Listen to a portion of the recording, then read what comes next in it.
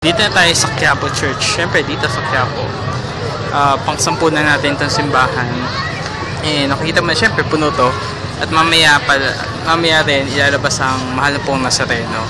Dahil nilalabas na tuwing pista, January, at ngayon, Good Friday. Ay, hindi pa pala Good Friday. Thursday pa pala. Masalos na pala. So, bukas siya lalabas. Tapos, tulad ng posisyon sa pista ng Nazareno, ihilain siya, iikutin sa parokya at ibabalik. Yun. Kasi sobrang dami ng tao, mahirap din maglabas. Tsaka, so far, ito yung